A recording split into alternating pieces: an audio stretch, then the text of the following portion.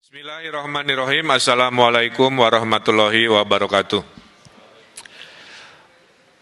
Rekan-rekan media yang kami banggakan, saya bersama Forum Komunikasi Pimpinan Daerah Provinsi Jawa Barat baru saja selesai melakukan video conference dengan 5 kepala daerah, yaitu Bupati Kabupaten Bogor, Wakil Wali Kota Bogor, Wali Kota Depok, Wali Kota Bekasi, dan Bupati Kabupaten Bekasi.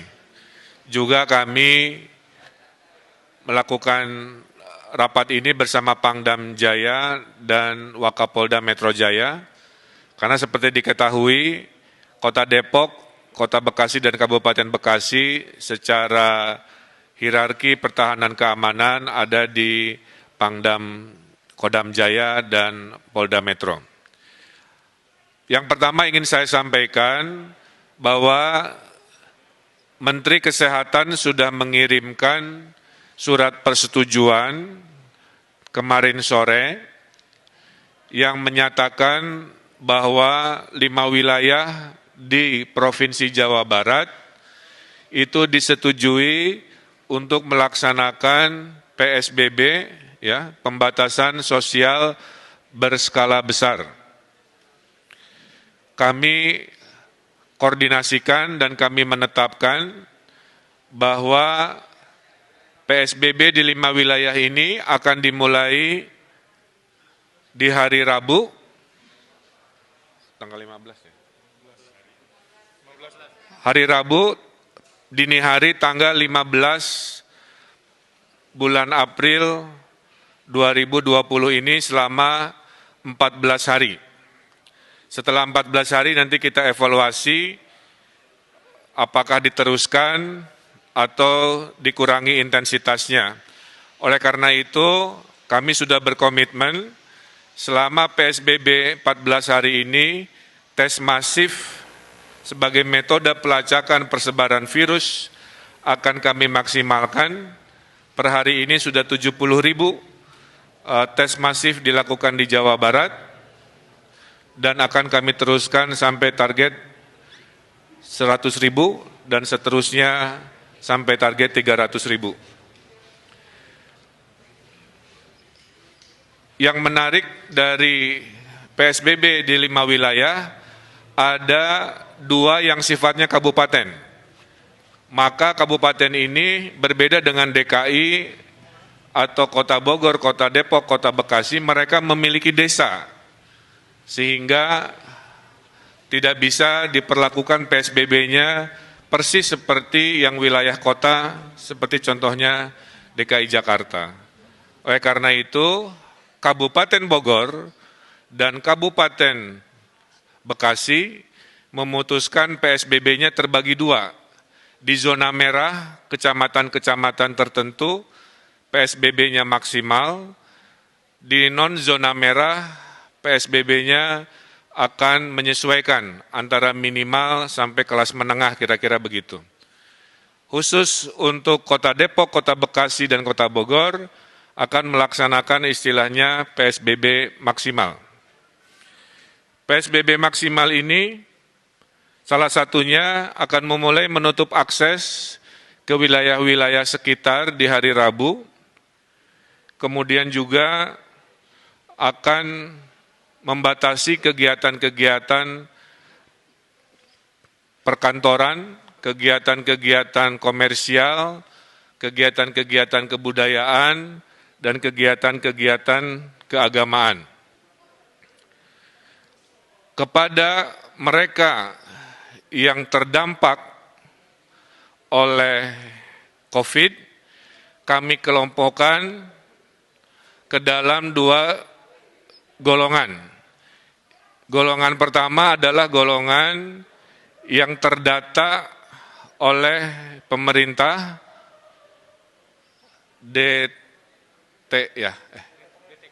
DTKS, maaf. Jadi ada kelompok pertama yang tersurvei namanya DTKS. Nah, yang DTKS ini mayoritas akan dibantu oleh APBN melalui kementerian-kementeriannya. Kemudian ada kelompok 2 yang namanya non-DTKS, yaitu mereka-mereka yang rawan miskin baru, yang sebelumnya tidak masuk daftar bantuan.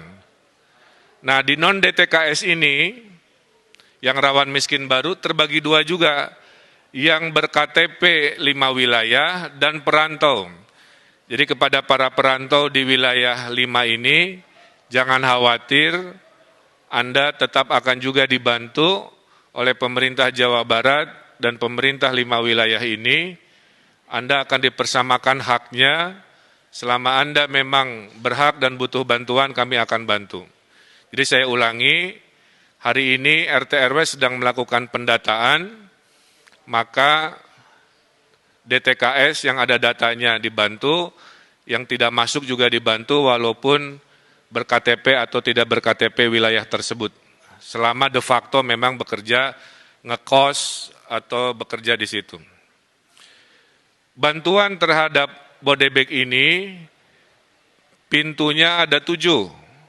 Pertama, mereka akan dibantu oleh PKH, ini yang sudah rutin. Kedua, mereka yang akan dibantu oleh kartu sembako atau pangan non-tunai, ini sudah rutin.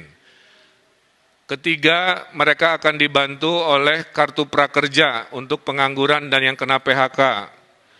Keempat, mereka akan dibantu oleh Presiden lewat bansosnya 600.000 kali 3 bulan. Kelima, kalau di kabupaten mereka akan dibantu pertama kali oleh dana desa. Sekitar 20 dari 30 sampai 30% dana desa akan dipergunakan untuk membantu miskin baru karena COVID di desa. Yang keenam, baru dana sosial dari provinsi yang 500.000 kali 4 bulan.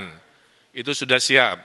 Dan yang ketujuh, kalau masih kurang, akan diberikan oleh dana sosial dari kota kabupaten di 5 wilayah.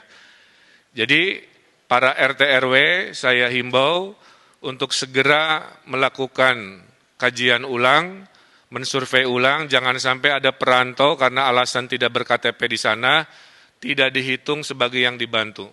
Selama ekonominya memang susah dan perlu bantuan, itu perlu kita bantu. Tidak boleh ada orang warga Indonesia yang kelaparan di tanah Jawa Barat, siapapun itu insya Allah kami bantu. Bantuan itu datangnya bervariasi waktunya. Bantuan dari provinsi insya Allah di hari Rabu Kamis pada saat diberlakukan PSBB, bantuan sembako, logistik, dan tunai sudah bisa dikirimkan di daerah Bodebek. Menyusul seminggu kemudian menurut laporan bantuan dari pemerintah pusat. Kira-kira begitu, itu juga akan didistribusikan. Terakhir, dari sisi bantuan, Jawa Barat akan menghadirkan gerakan nasi bungkus atau disingkat Gasibu, ya, gerakan nasi bungkus Gasibu. Gerakan nasi bungkus ini adalah jika bantuan sosial yang jumlahnya 7 masih ada yang terlewat, ada orang-orang lapar di jalan, di RW-RW, minimal perutnya tidak kosong, akan ada dapur umum di kelurahan-kelurahan di 5 wilayah yang akan membagikan nasi bungkus kepada mereka yang kelaparan.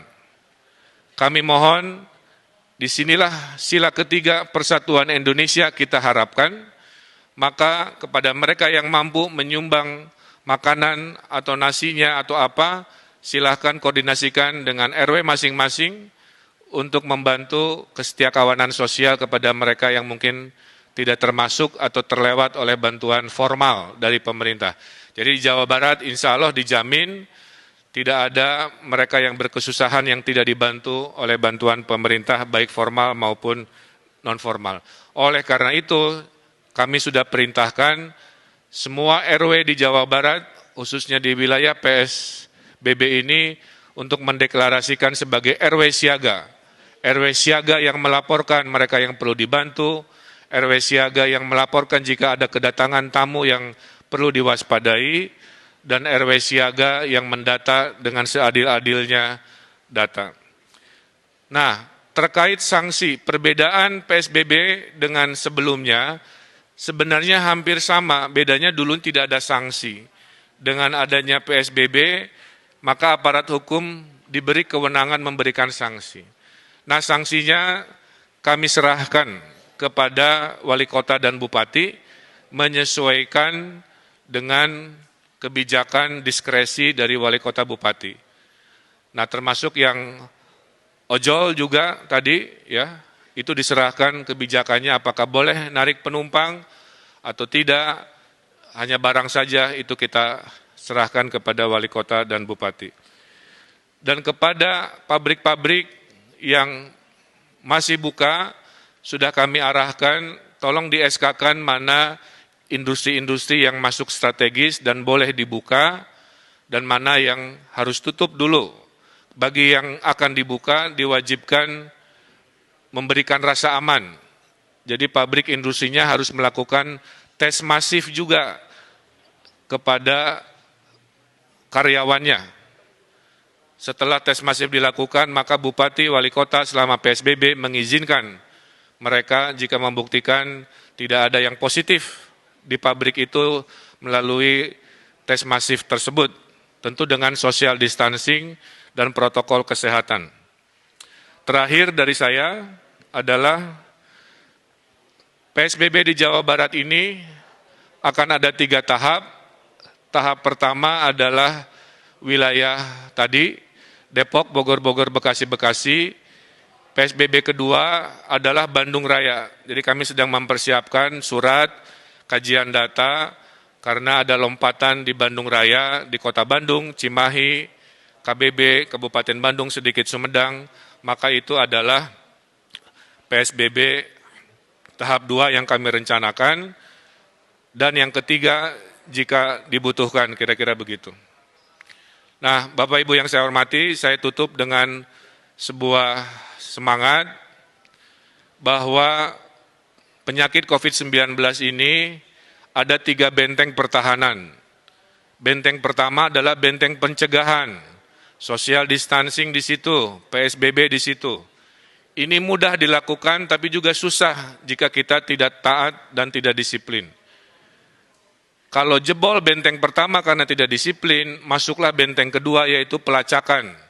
Dengan pelacakan kita tahu di mana klaster-klaster penyebaran virus. Kalau pelacakan gagal dan jebol, baru benteng terakhir yang kita punya yaitu benteng perawatan terhadap mereka yang sakit. Nah, saya berharap warga Jawa Barat jangan sampai COVID-19 ini langsung membobol benteng pertama, kedua langsung lompat ke benteng ketiga, di mana orang-orang sakit ini menjadi banyak dan kapasitas kita menjadi terbatas dan akhirnya kita mengalami kerepotan. Kalau tidak ada halangan, menurut hitungan, kalau PSBB ini lancar harusnya akhir Juni kita bisa tren turun COVID-19, tapi kalau tidak disiplin di PSBB ini, kita khawatir COVID-19 ini masih berlanjut di bulan-bulan berikut yang melelahkan. Dan saya juga menghimbau kepada TNI Polri untuk memberikan tindakan tegas kepada provokator-provokator selama PSBB ini, baik provokator dengan berita bohong di media-media sosial maupun vandalisme-vandalisme yang mengajak anarkis, itu juga sudah dilakukan tindakan-tindakan yang tegas. Mudah-mudahan dengan kekompakan, dengan kebersamaan, dengan ketaatan, insya Allah kita pasti menang melawan COVID-19 ini. Saya kira itu pengantar dari saya. Saya persilahkan jika ada 1-2 pertanyaan.